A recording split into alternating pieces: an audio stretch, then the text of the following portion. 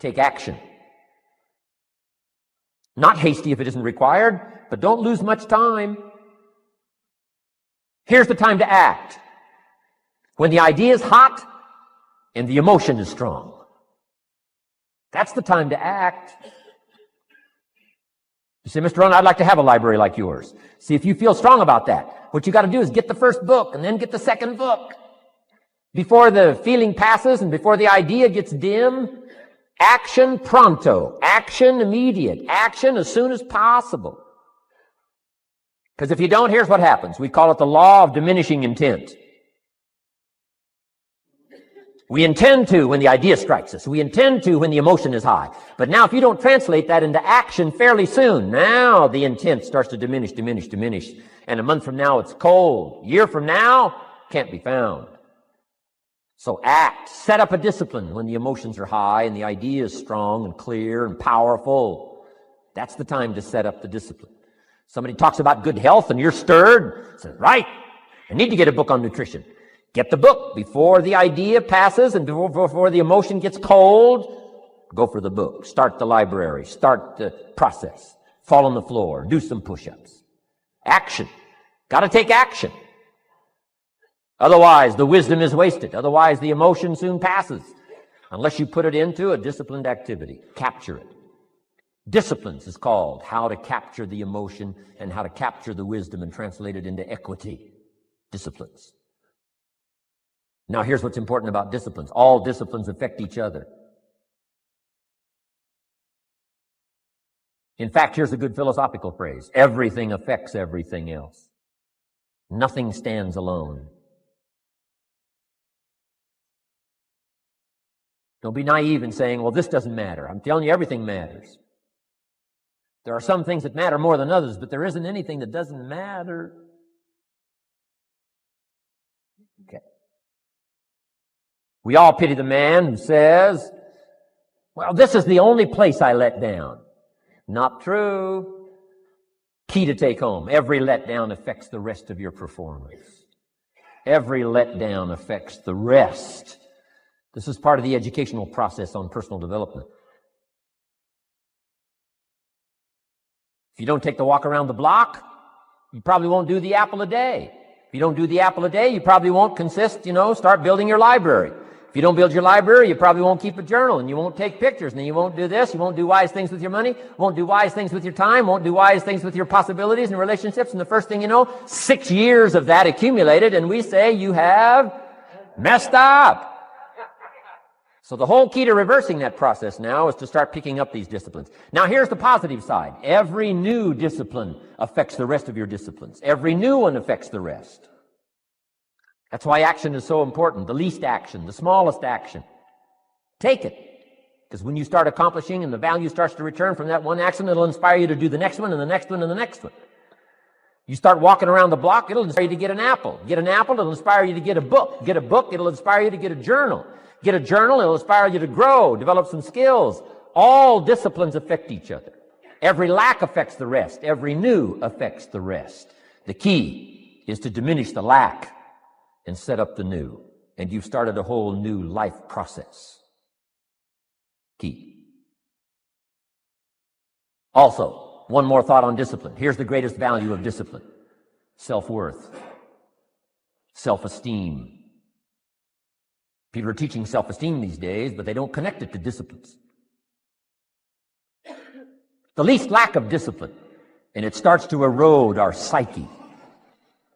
One of the greatest temptations is to just ease up a little bit, right? The slightest lack of doing your best starts to erode the psyche. Instead of doing your best, doing just a little less than your best. Sure enough. You say, well, it's just going to affect my sales. No, it's going to affect your consciousness. It's going to affect your philosophy. Now you've begun in the slightest way to affect your own philosophy. Here's the problem with the least neglect. Neglect starts as an infection. And if you don't take care of it, it becomes a disease. And one neglect leads to another. And the worst of all, when neglect starts, it diminishes our self-worth, our self-confidence, our self-value. You say, well, how can I get back my self-respect? I'm telling you, you don't have to go to 29 classes. All you have to do is start the smallest discipline that now corresponds to your own philosophy, like I should, and I could, and I will.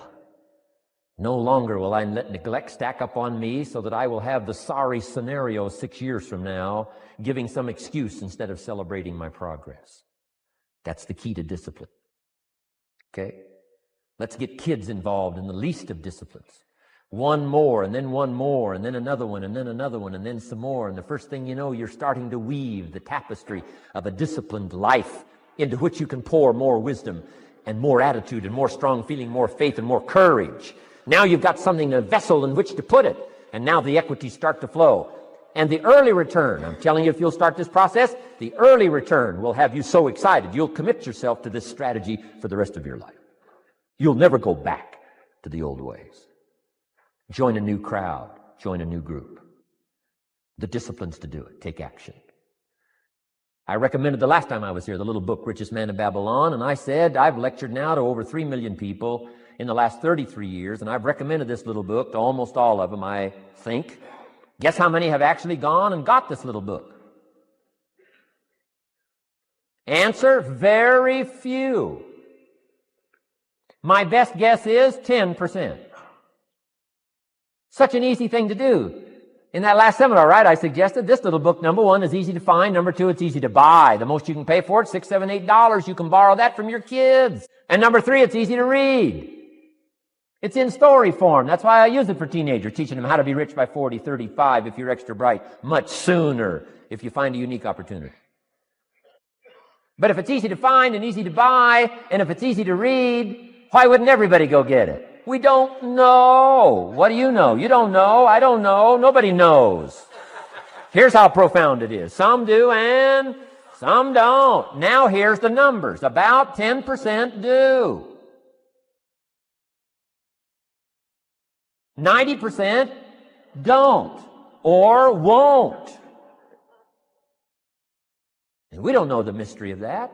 And I'm telling you, 10 years from now, those numbers will still be the same. 10% will, 90% won't. The numbers don't change. Only the faces change. You're looking at one of the faces. I used to belong to the 90% who couldn't be bothered even if it was easy.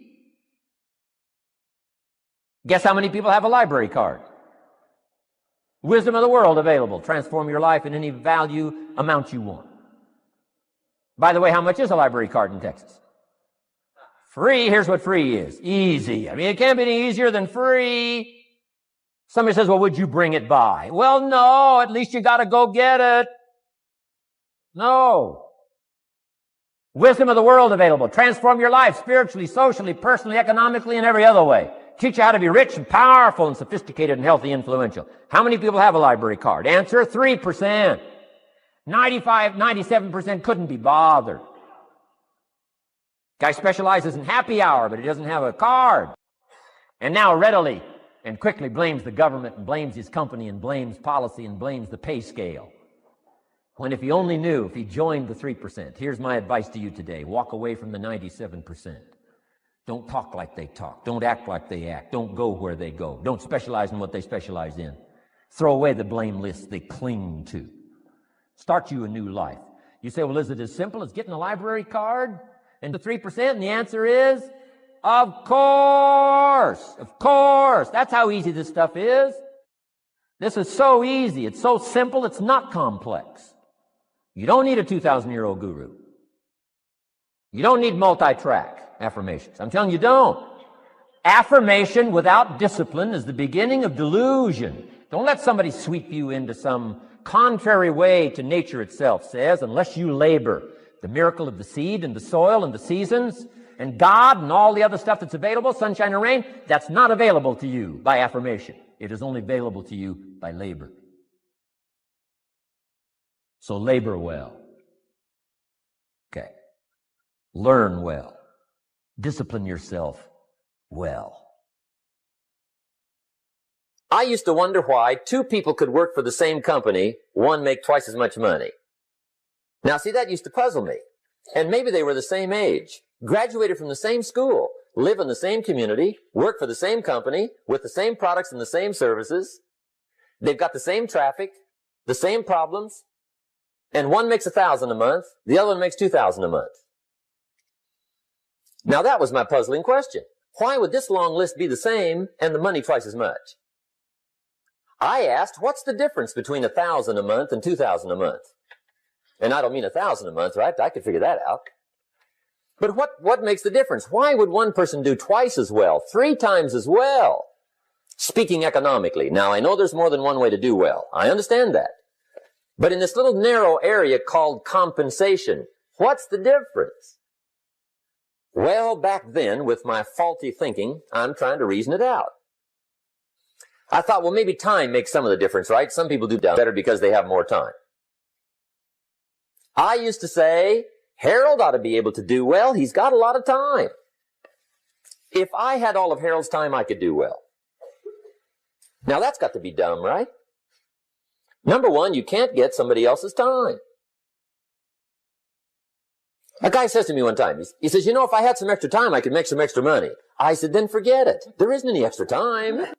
Now, if you can't get more time, which you can't, what could you get more of that would make a difference in economic results? And here's the key word. Make it a part of your notes. We're going to consider it tonight. The word is value. And I have a little phrase for your notes. Value makes the difference in results. Value makes the difference. You can't get more time, but you can create more value. Now, here's the first lesson of economics. Everybody should learn it from the time they're old enough to understand what a dollar means. How to earn one, how to get one, how to keep one, what to do with it. First lesson of economics. We primarily get paid for value. That's lesson 1. Bringing value to the marketplace. That's how you get paid. Let me give you the 4 major lessons in life to learn. Here's 4 majors. It's good to study the majors. In our weekend seminar, we teach. Some people don't do well because they major in minor things. You've got to be on the lookout. At the end of every week, end of every month, you've got to check, make sure you're not spending major time on minor things. We go through that whole series. Majors and minors. Now, let me give you 2 phrases before we get to the 4 majors. This will set it up and you'll see where I'm going. 2 key phrases for your notes. Here's the first one. Life and business is like the changing seasons. That's the first phrase. Life and business is like the changing seasons. One of the best ways to describe life, it's like the seasons. Frank Sinatra sings, life is like the seasons. Now here's the second phrase. Very important. You cannot change the seasons, but you can change yourself. And see, that's how life gets better for you. Not by chance, but by change. Now, here's the 4 major lessons in life to learn. I've got my first book finished. Came out a couple of weeks ago. This is in it. The 4 major lessons in life to learn. Here they are. Number 1, learn how to handle the winters. That's lesson 1. They come right after falls with regularity. Some are long and some are short and some are hard and some are easy, but they keep coming. You must learn to handle the nights. They come right after days. You must learn to handle difficulty. It comes right after opportunity. You must learn to handle recessions. They always follow progressions for the last 6,000. See, it isn't going to change. The lesson you must learn is how to handle it. And there's all kinds of winters, right? The winter when you can't figure it out. The winter when it all goes smash. The winter when it turns belly up. The winter when it won't work, when you've run out of money and you've got a broken heart. See, those are winter times. There's all kinds. Economic winters, social winters, personal winters. When your heart is smashed in 1,000 pieces and the nights are unusually long, your prayers seem to go no higher than your head. It's wintertime. You can't get rid of January by tearing it off the calendar. But here's what you can do. You can get stronger, you can get wiser, and you can get better. The winters won't change, but you can. And that's how life changes for you. See, before I understood when it was winter, I used to wish it was summer. I didn't understand. When it was hard, I used to wish it was easy. I didn't know. And then Mr. Schoaf gave me a part of his very unique philosophy when he said, "Don't wish it was easier, wish you were better." See, that triggered my whole life change. Here's lesson 2. Learn how to take advantage of the spring. That's the second one. Spring is called opportunity. And spring follows winter. What a great place for it. If you were going to put it somewhere, that'd be the place to put it, right after winter. And pray tell, how often does spring follow winter? Every year with regularity, 6,000. You can almost count on it. See, opportunity always comes. Days follow nights. Isn't that terrific? Opportunity follows difficulty. But here's what you must learn to do. Underline these 2 words in that key phrase. Take advantage. Underline those 2. You must learn to take advantage of the spring. See, just because spring rolls around is no sign you're going to look good come fall. You gotta do something with it. Now here's what else you must do. Take advantage of the springs quickly, because there's only a few. Just a handful of springs have been handed to each of us. They don't come forever. Life is fairly brief. So you got to read every book you can get your hands on what to do with your springs while they're here. And take advantage, they soon run out. Here's the third major lesson in life to learn. Learn how to protect your crops all summer. You got to take care of what you start. Sure enough, as soon as you've planted your garden in the spring, the busy bugs and the noxious weeds are out to take it. And here's the next bit of truth. They will take it unless you prevent it. And that's the third major skill to learn. You've got to learn to prevent the intruder from taking all the good you start. It's one of the challenges. Here's 2 key phrases under number 3. First one, all good will be attacked. On this planet. Maybe not the next one we get to, but on this one, all good will be attacked. Every garden will be invaded. Not to think so is naive. And here's the second phrase. All values must be defended. Political values, social values, community values, family values, marriage values, friendship values, business values. Every garden must be tended all summer. Third major lesson. Now here's number 4. Fourth major lesson in life to learn. Learn how to reap in the fall without complaint. Learn to reap come harvest time without complaint. Take full responsibility for what happens to you. It's one of the highest forms of human maturity, accepting full responsibility. It's the day you know you've passed from childhood to adulthood, the day you accept full responsibility. And another note, learn to reap in the fall without apology.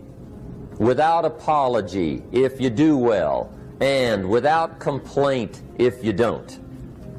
That's maturity. There's nothing you can do about the past, but you can do a great deal about your future. You don't have to be the same person you were yesterday.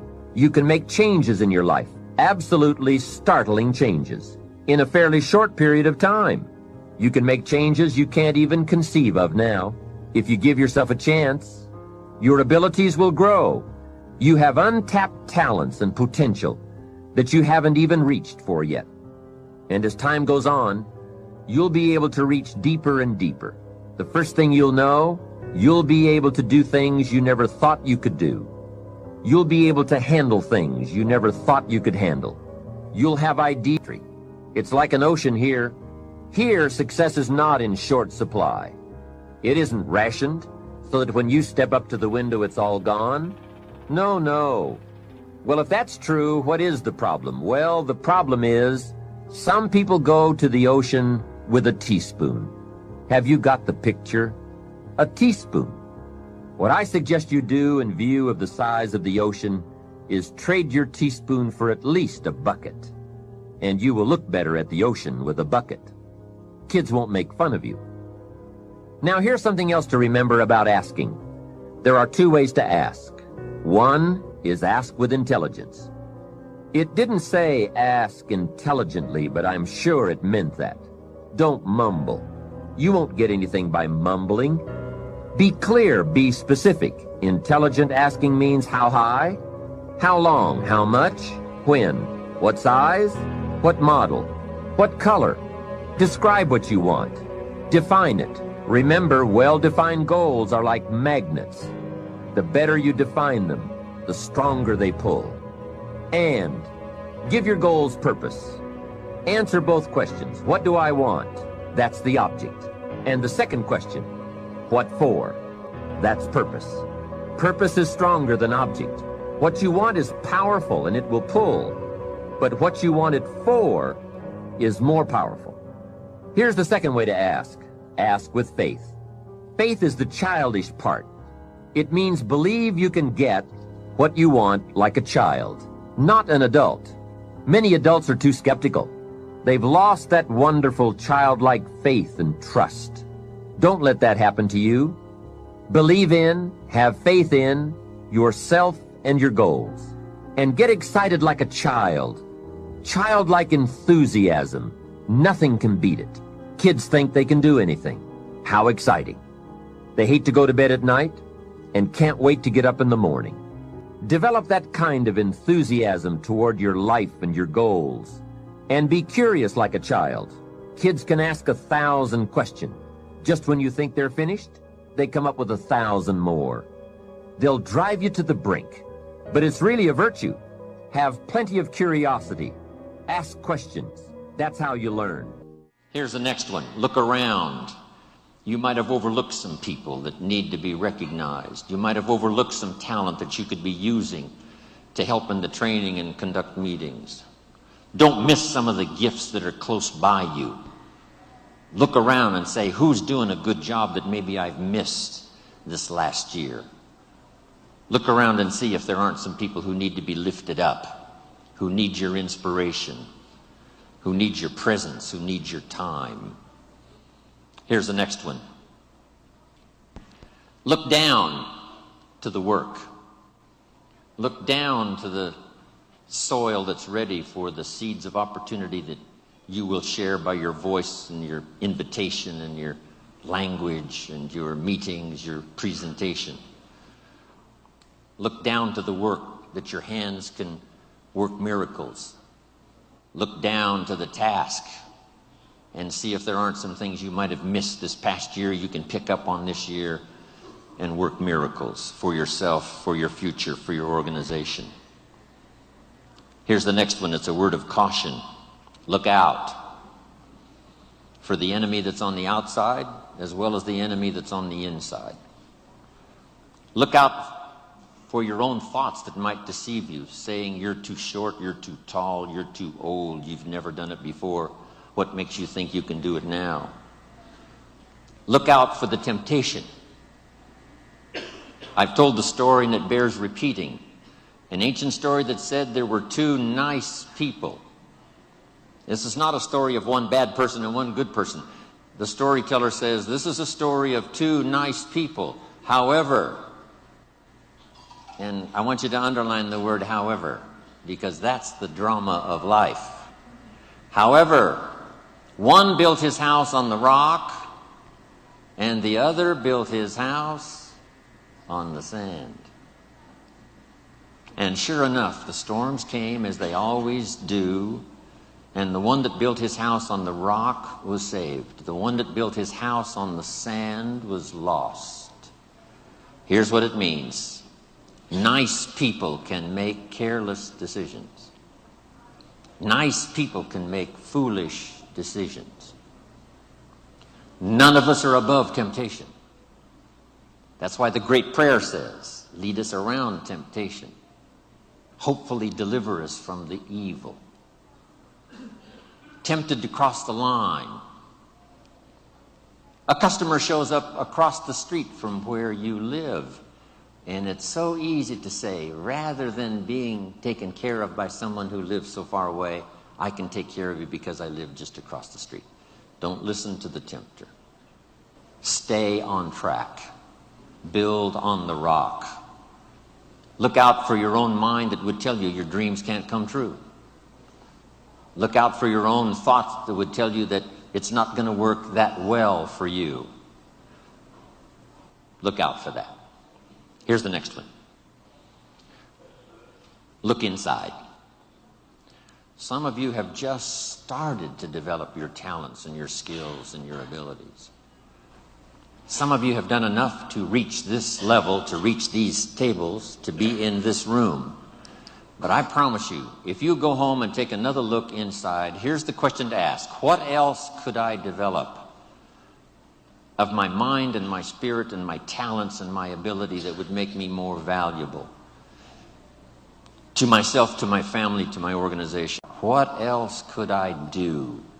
How far could I reach inside for something I haven't found yet? Here's the next one. Look up to the God that made us all, to a higher power that's still within reach. Draw on that spiritual part of human existence and human life. It'll work miracles. Once in a while I get a letter. Guess what it says? Dear Mr. Rohn, while you travel the world, please remember, we pray for you. I thought, wow. That's what I felt at 39,000 feet. When I was a little weary and tired, somebody in South Africa was saying a prayer for Jim Rohn. All of that unseen miracle stuff that we all touch at times in our lives. I'm asking you to look up and draw on that experience, that comfort, that uniqueness that makes us who we are. Work harder on yourself than you do on your job. Develop the skills. Learn the lessons. Take the classes. Absorb all that is being taught to you these days.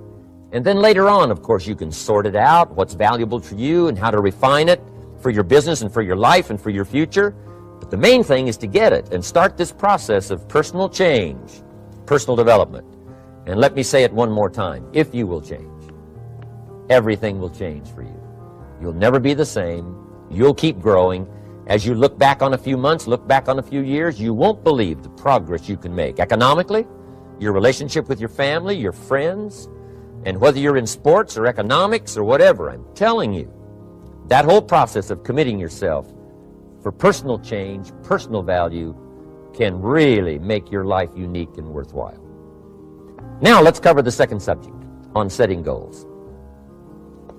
Mr. Shelf gave me some tips on setting goals that changed my life forever. And I want to share those with you. So let's talk about setting goals, and I also want to tie it to personal development, and you'll see how I'm going to do it as I progress here. Setting goals. We need to take a look into the future. There are 4 things to consider in terms of attitude. One is how you feel about the past. Best advice I can give you on that is treat the past as a school. Let it teach you the mistakes you've made, the things that went wrong, the things that didn't work. Don't use the past as a burden to carry, and don't use the past as a club to beat yourself to death. Past losses, past failures, past mistakes. But let the past be a school. Tough school maybe. We've all been through some tough stuff.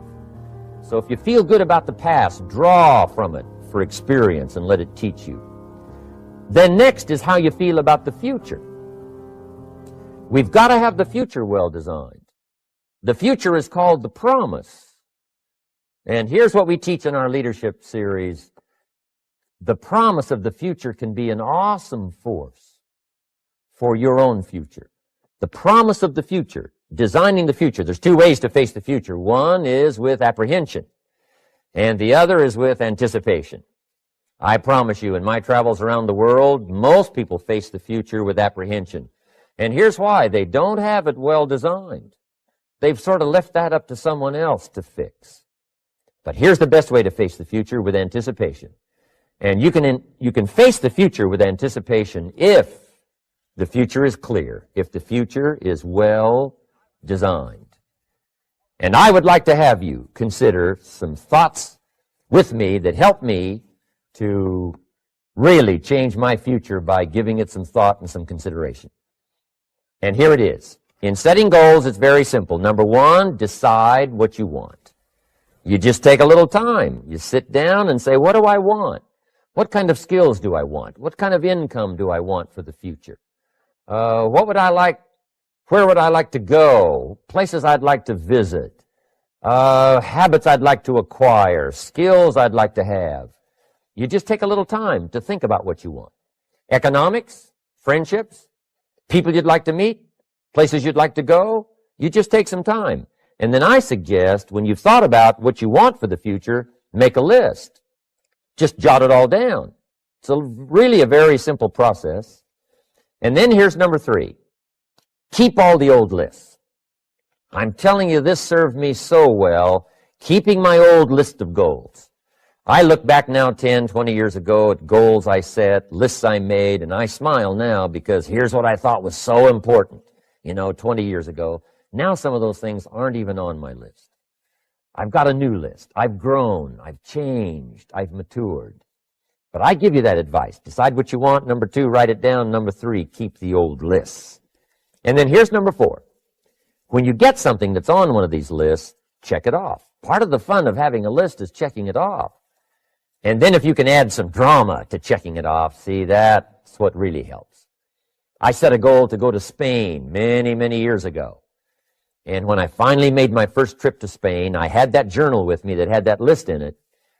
And while I had my journal on my lap, waiting for the wheels to touch down in Madrid, I waited until the wheels touched the runway, and I checked it off. Just adding a little drama.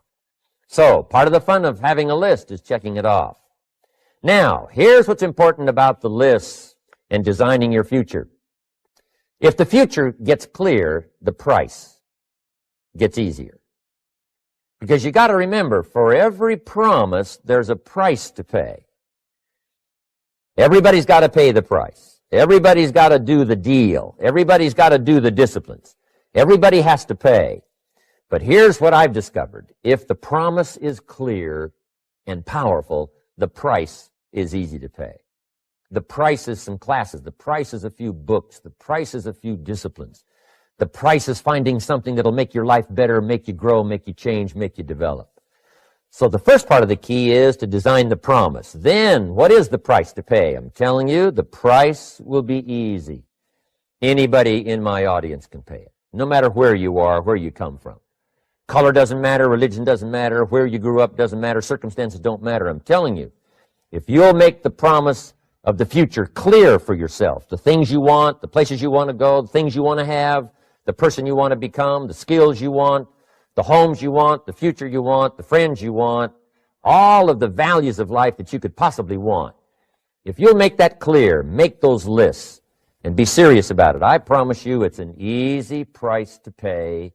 Anybody can pay it. And the best advice I can give you is, if I can do it, you can do it. Farm boy from Idaho, raised in obscurity, I changed my life, turned it upside down, turned it all around, found economics, found future, found promise, and if I can do it, you can do it. So, start setting your goals and see if you can't get a better excitement going for the things you want to accomplish for the future. One of the major reasons for setting goals is for what they make of you in achieving them. My teacher advised me when I first got started at age 25, he said, Jim, why don't you set a goal to become a millionaire? He said, it's got a nice ring to it. Enough zeros to impress your accountant.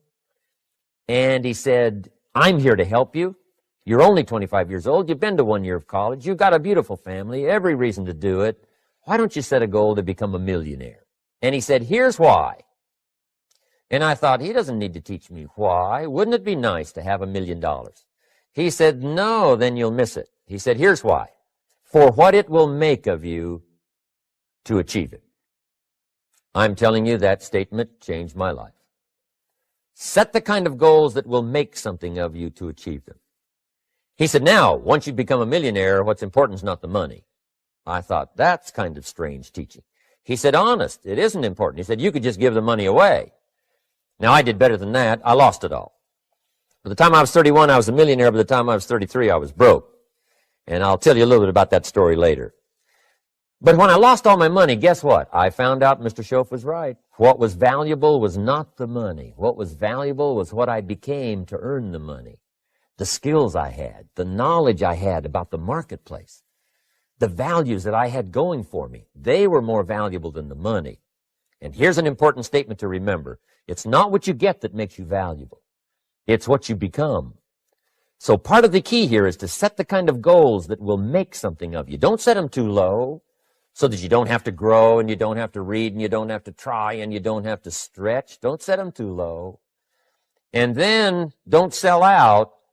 Don't go for something that's going to cost you your virtue or cost you your values or sell out your principles.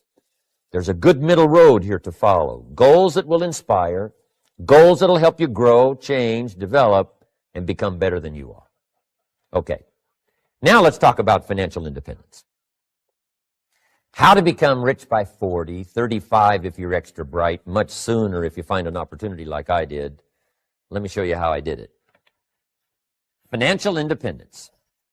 I like the phrase financial independence. Some people are a little bit concerned about using the word becoming rich or becoming wealthy, and I can understand that. I struggled a little bit with this. Is it okay to go for becoming rich, go for becoming wealthy? And maybe that's a bit too strong a word or strong a term. So here's what I've come up with that I think is comfortable for me, and that is how to become financially independent. I think it's every person's heritage here, especially in America, to become financially independent. Now, let me give you my definition of financial independence. Financial independence is the ability to live from the income of your own personal resources. Financial independence. Now, it depends on how you want to live. If you need $2,000, $3,000 a month, if you need $4,000 or $5,000 a month, if you need $10,000 a month, some people may need, $100,000 a month. But whatever you would need to live, and you could earn that living from the income of your own personal resources, that's what I call financial freedom, financial independence. And let me show you how to acquire it. If you start at age 15, between ages 15 and 35 is 20 years.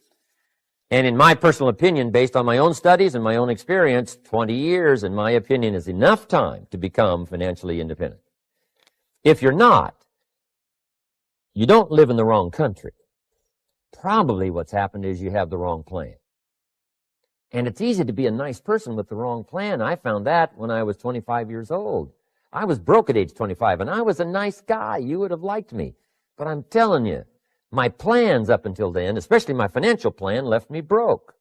I totally changed it the next 6 years, and I became financially independent. So I know what I'm talking about. It is possible in a reasonable amount of time, 15 to 35, whatever, 20 years time, enough time. You can do it in a much shorter period of time, like I did if you want to. But this is a reasonable enough time. But here's number one. First of all, you got to have the right philosophy. Philosophy is our ability to gather knowledge and sort through it and decide what's valuable. To develop a philosophy about life, a philosophy about our health, a philosophy about our family relationships, a philosophy about economics. And if you develop the right philosophy, that's what helps to set this sail so that in 6 years it takes you where you want to go instead of winding up like I did that first 6 years of my economics, broke, no money, empty bank account. The right philosophy. Now, let me give you a couple of philosophies to consider. Here's the first one. It's called the philosophy of the poor. And here it is. Poor people usually spend their money and invest what's left. That's the philosophy of the poor. Now, here's the philosophy of the rich. Rich people invest their money and spend what's left. And here's the startling answer. It really doesn't matter what the amount is. What's most important is not the amount. What's really important is the philosophy. So I would ask you to adopt this philosophy of spending after you have invested. Invest first, then spend. And I've got a little formula that I'm going to share with you. Now, what should a child do with a dollar? I mean, there's a lot of debate going on, I'm sure, across the country on what a child should do with a dollar. Here's one opinion. It's only a child and it's only a dollar. What difference does it make? Well, in my opinion, it makes all the difference in the world. A person's economic future starts with a child with a dollar. Somebody says, oh, no, you're only young once. Let him spend it all. Well, when would you hope that would stop? Somebody says, well, wait till he's 50 and broke like me and then he'll learn. Well, no, we don't want to wait that long. If I would have known earlier than age 25, I would have changed. In high school, if they would have had classes called Wealth 1, Wealth 2, I'd have taken both classes. I would not have waited until age 25. So, the earlier the better. So, what should a child do with a dollar? Here's the simple premise to begin with. Don't spend it all. And if a child wants to spend the whole dollar, you got to say, hey, don't spend it all. Don't spend it all. They'll say, why not? It's my dollar. I earned it. You say, I know you earned it, but don't spend it all. They'll still say, why not? Say, let me show you why not. So you put them in your car, take them to the other side of town, and show them where people live that spend the whole dollar. You just drive them around. Kids learn best by visual. Just drive around and say, would you like to live here? Kid says, no. Would you like to live like these people live? Kid says, no. Then you can't spend the whole dollar. So, kids will get the message. So, take them to the other side of town, show them around, unless you already live there, and then just show them around. Anyway, don't spend the whole dollar. Now, let me give you my best view of what to do with a dollar. And I promise you, if you started at age 15, now if you're over 15, right, you've still got plenty of time. You still got 20 years. If you're 30, you still got 20 years. I mean, you still got plenty of time to start what I'm about to share with you. What to do with a dollar. Here's my first bit of advice. Never spend more than 70 cents. Never spend more than 70 cents. Now, you got to pick some number, and the number you pick is going to be determined by your philosophy. It's going to be determined by what you've been taught or your experience teaching yourself.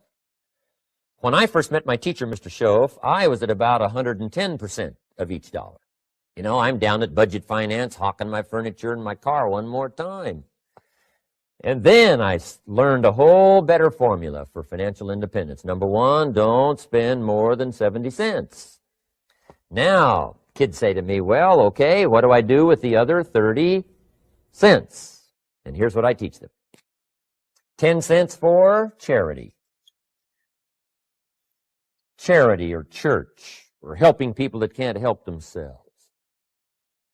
10 cents to support worthy projects. Projects that you feel good about. 10 cents out of every dollar. It's called being generous with part of what you've taken out of society. Now, in my opinion, nothing teaches us character better than generosity. No class, no teacher, no book teaches character better than generosity. And the best time to start is when the amounts are small. And I know if kids learn these lessons well, they'll give a dime out of a dollar, help people that can't help themselves, support worthy projects. Or if you belong to a church, they teach tithe, piece of. That's very important. Now, because when the amounts get larger, sometimes it's a little more difficult. Giving 100,000 out of a million, someone says, oh, if I had a million, I'd give 100,000. I'm not sure. That's a lot of money. So the time to start is when the amounts are small. 10 cents out of the dollar. Okay, next 10 cents I call active capital. Active capital means do something to make a profit. Active capital. Set aside a portion of your income. Wages are okay, but I'm telling you, wages will make you a living. Profits will make you a fortune. So set aside part of your income as capital, called active capital. Any kind of project you can possibly think of, you can possibly come up with. I'm going to write a new book, I think, for kids. I think the title is going to be, Of Course, Kids Should Pay Taxes. It's kind of an interesting title. In California, kids do pay taxes. When a child walks into 7-Eleven, buys something that costs $1, the proprietor says, give me 7 more pennies. And the child says, hey, what's these 7 pennies for? And the proprietor says, that's the taxes.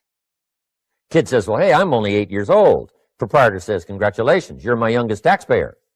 Give me the money. So in California, where I live, kids do pay taxes. Big question is, should they? And my book will answer that question. Of course, kids should pay taxes. Nothing is for free. If you want to ride your bicycle on the sidewalk instead of in the mud, you got to pay the 7 pennies. Nothing is free, so we all have to pay. So, 10 cents out of your living, out of the money you earn, set aside for capital. Capital to try your best to show a profit. And in my book, it's going to be all kinds of ways kids can make money, right? 2 bicycles, one to ride and one to rent. I mean, it doesn't take long to figure out some enterprise that'll start making a profit. Then you must jot this down if you're taking notes. Profits are better than wages. 1, you can't usually start wages until you're about 16, 15, 16, but you can make a profit long before you're eligible to start earning wages. And then there's no limit to profits, and they can double and triple and quadruple. There's no limit. It's incredible how fast profits can grow. So profits are better than wages. Wages make you a living. Profits make you a fortune. Now, the third 10 cents is vitally important. I call it passive capital. Capital you let somebody else use. A financial institution, stocks and bonds, mutual funds, whatever. Let someone else use it. You furnish the money.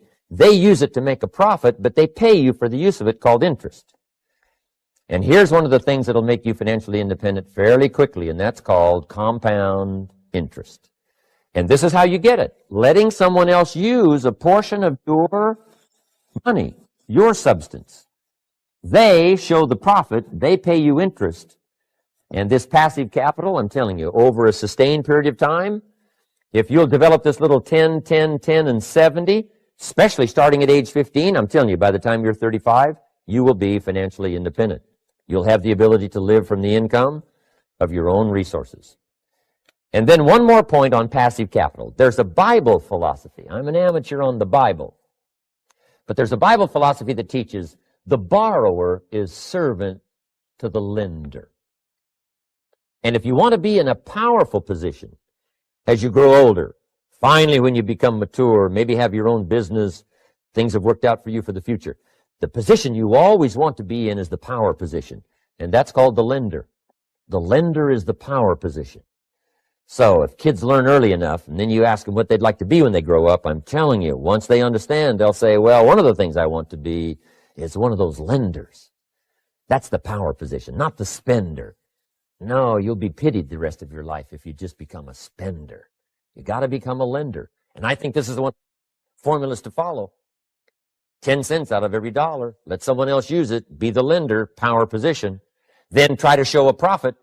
Can't we teach our children how to take $1, search the neighborhood, find a broken wagon, pay $1 for it, bring it home, clean it up, sand it until it's clean, paint it red till it shines, straighten out the wheels till they're true, take it back to the neighborhood, sell it for $5? Anybody can do that. Now, does the child deserve $4 profit? And the answer is yes. Society now has a mended wagon. And that's what America's all about. Finding something, touching it, making it better, making a profit, taking part of your resources, helping people who can't help themselves. Let someone else use it to make a profit. Some projects require more capital than one person has. Exciting. And then let them pay you for the use of it. America's had this philosophy now all these years. Communism has taught all these years capital belongs in the hands of the state, not in the hands of the people. We've been teaching all these years capital belongs in the hands of the people, not in the hands of the state. And we turned out to be right. Capital in the hands of the kids, capital in the hands of the people. Enterprises that make a profit, enterprises that grow. It's the hope of our future. So that little simple formula, I hope, will help you. Now, one more key on financial independence, and that is attitude. Attitude. Here's number one. I used to say, I hate to pay my bills. My teacher straightened me out on that. He said, let's see, Mr. Rohn, what you hate to do is pay $100 on an account and reduce your liabilities and increase your assets. I said, well, no, not if you look at it that way. He said, well, it all depends on how you look at it. So wouldn't you love to pay your bills, reduce your liabilities, increase your assets? You got to have that kind of attitude. I found out the same attitude about taxes. I used to say, I hate to pay my taxes. And Mr. Shoaff said, well, that's one way to live. But don't you understand? Taxes is how we care and feed the goose that lays the golden eggs. Wouldn't you want to do your share? Someone says, yes, but the goose eats too much. Probably true. But hey, we all eat too much. We all need to go on a diet. Better a fat goose than no goose. So I finally became a happy taxpayer. Now, I think taxes are too high, so I'm working to get taxes lowered for our economic future. But then whatever they turn out to be, I gladly pay and do my part, because that's what makes the whole system run, each of us doing our part. Now, I want these three subjects to be valuable for you. I want them to have meaning for you. I want you someday to be financially independent. I want you to have the personal development so that you feel good about yourself. If I had a chance to meet you someday, I'd like to have you show me the list of goals that you got started and say, Mr. Rohn, here's some I've already checked off. Here's the books I'm reading. Here's what's happened. I'm developing the skills. I'm better this year than I was last year. I've got more self-confidence. My skills are developing. That's what I want for you. And now I'd like to leave you with these 4 questions called questions to ponder.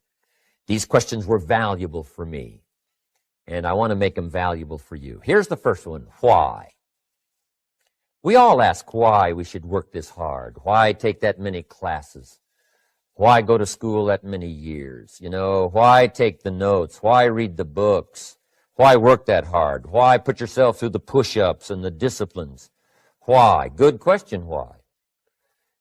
Best answer to why, I think, is the second question. Why not? Why not see how many books you can read, how many classes you can take, how many skills you can develop?